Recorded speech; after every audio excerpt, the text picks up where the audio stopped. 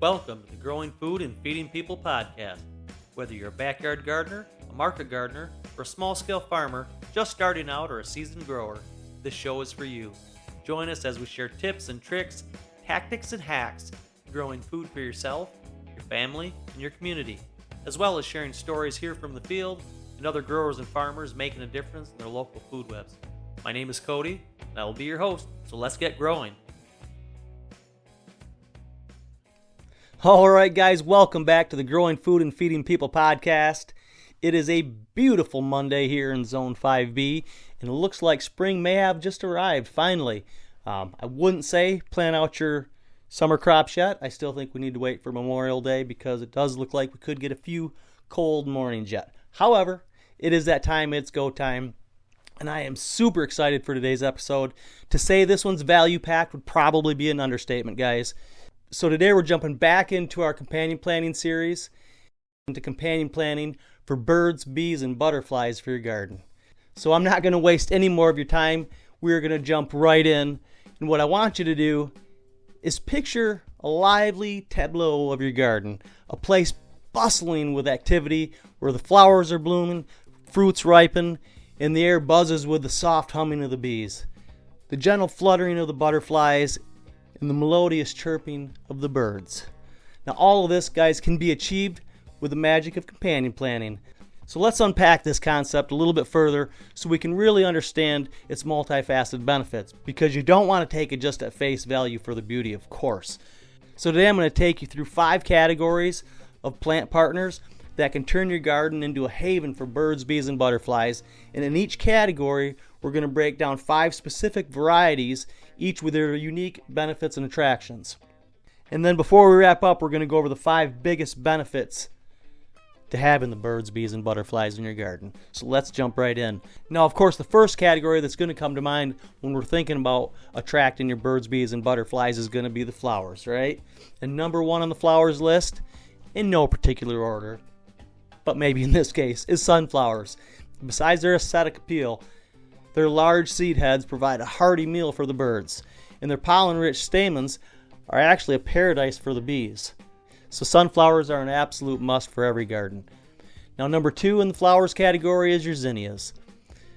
Their varied colors and shapes attract a wide range of pollinators. Plus, they're actually drought resistant, so that makes them a sustainable choice for sure. Number 3 on the flowers list is your coneflowers. Now, these hardy flowers not only attract the pollinators with their nectar, but also provide seeds for the birds during the colder months. And number 4 is cosmos.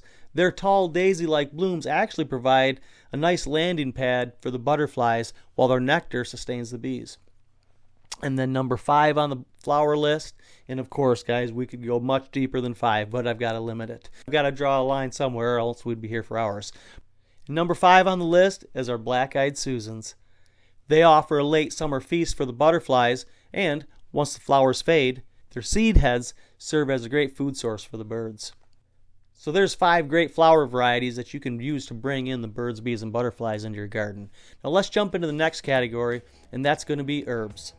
Remember, we're talking about herbs specifically to companion plant for birds, bees, and butterflies today. So number 1 on the list. Now, I'm going to say this one with a great big word of caution, and I would say put it in a doggone container.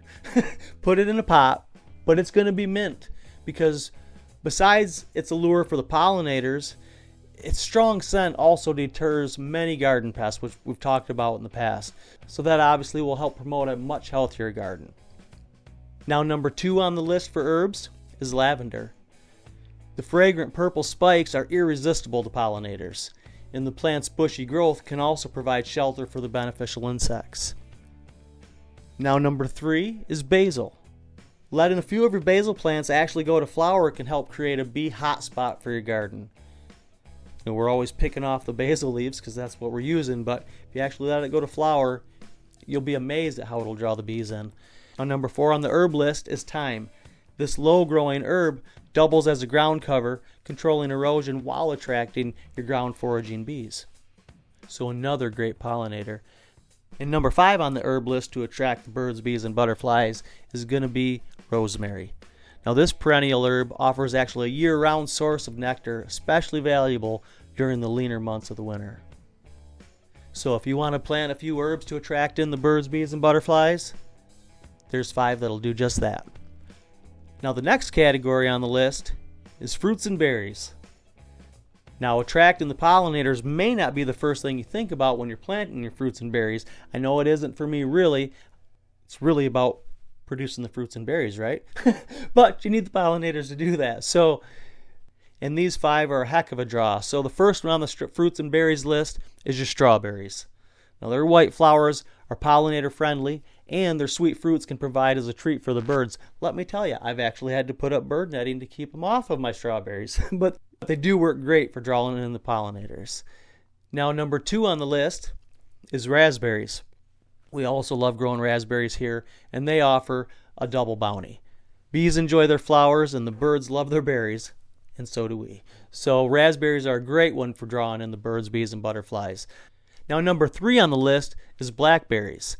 Their thickets offer protective cover and nesting sites for birds, while their flowers and fruits offer nourishment for the birds and bees alike. Number 4 on the list, maybe my favorite. It's a toss-up between this and the strawberries, but it's the blueberries. Now their spring flowers provide an early season nectar for the bees, and their summer berries obviously can feed the birds if you don't get them first. So blueberries are another great one for drawing them in. And number 5 on the fruits and berries list, and something that we're actually planting this year, are some elderberries. Now these trees are a pollinator magnet when they bloom, and their berries actually serve as a food source for the birds in late summer and in the fall. So there's my favorite list of 5 fruits and berries that are fantastic for bringing in the birds, bees, and butterflies. But again, you may have to take a little precaution to keep the birds off them so you can harvest them before they do. But it never hurts to leave them a few. Now the next section on the list, and what most of our gardens are all about, are the vegetables.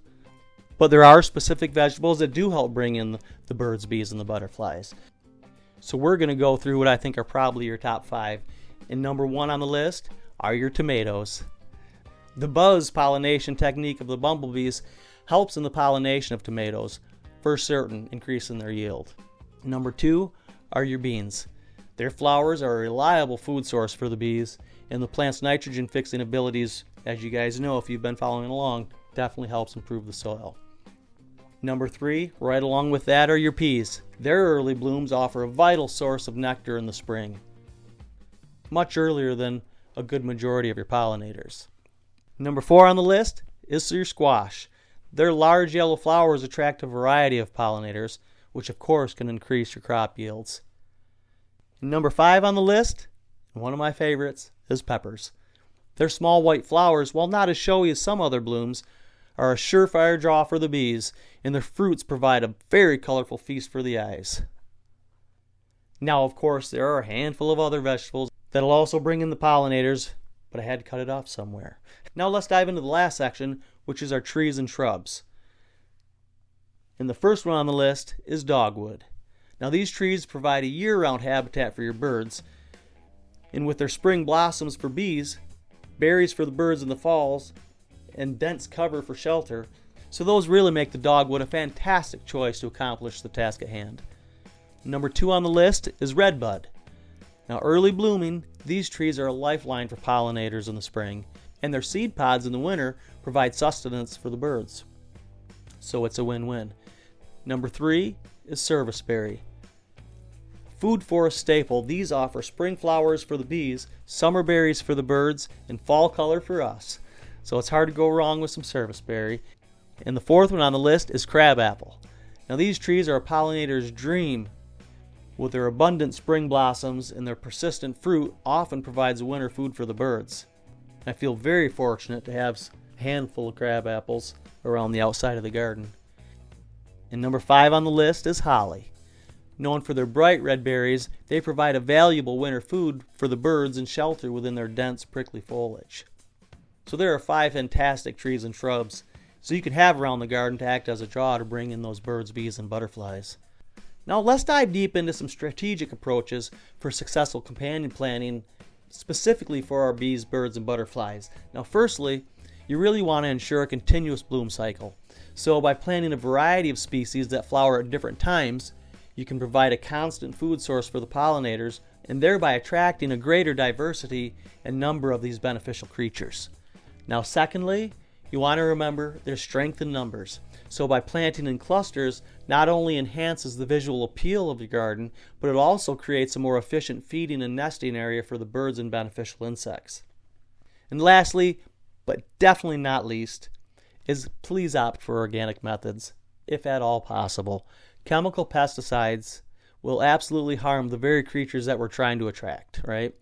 So organic pest control methods, on the other hand, can actually help maintain a balanced and healthy garden ecosystem.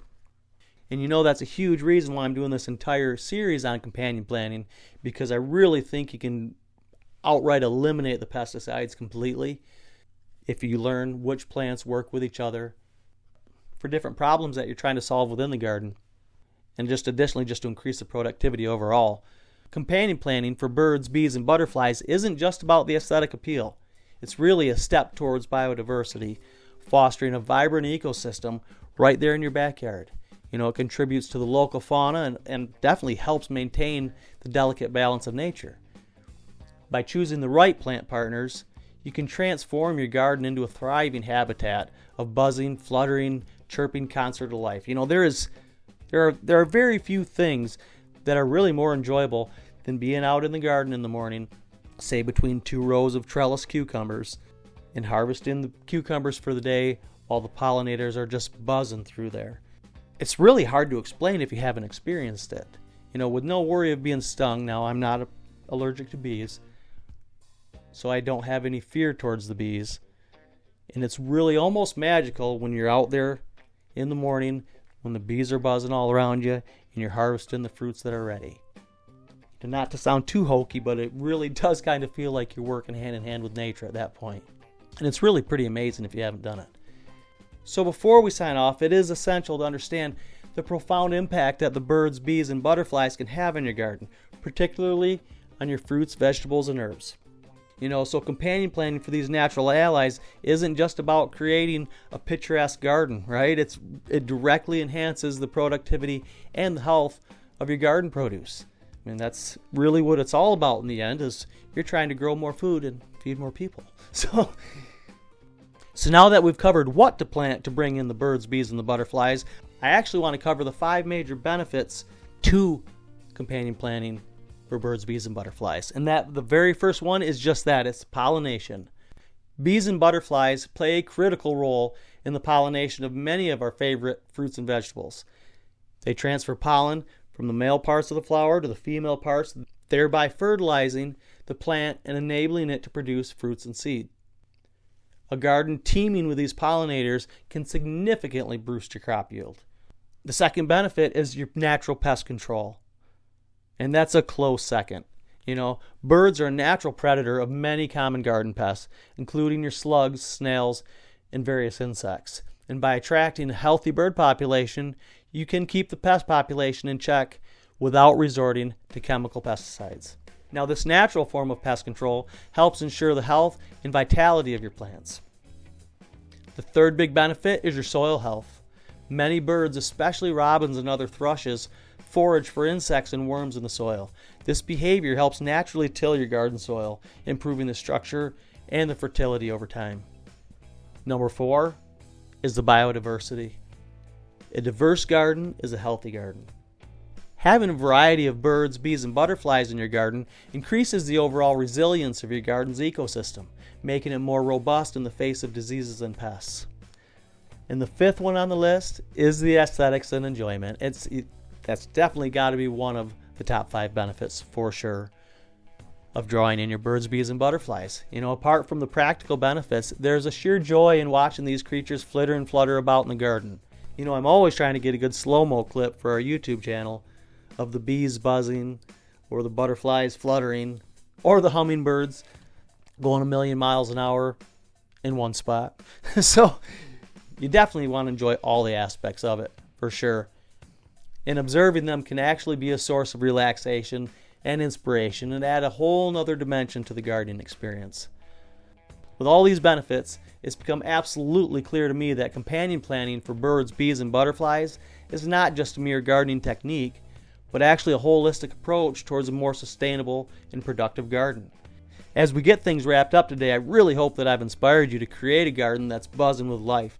A garden that's not just a space for the plants, but actually a complete thriving ecosystem if possible.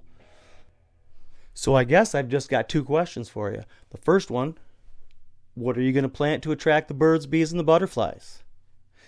And the second one is, what did the grape say when it got stepped on? Nothing. It just let out a little whine. All right, guys, I hope you got a lot of value out of this one. I packed as much in as I possibly could in today's episode. If you did, make sure to rate and review the episode wherever you're listening to it. If you are over on the YouTubes, make sure to give us a big old thumbs up. Let me know what you're going to plant to draw in the birds, bees, and the butterflies into your garden this year. It looks like it's going to be a beautiful week, so make sure you get out there, get your hands dirty, make somebody smile, and we'll talk to you on Friday.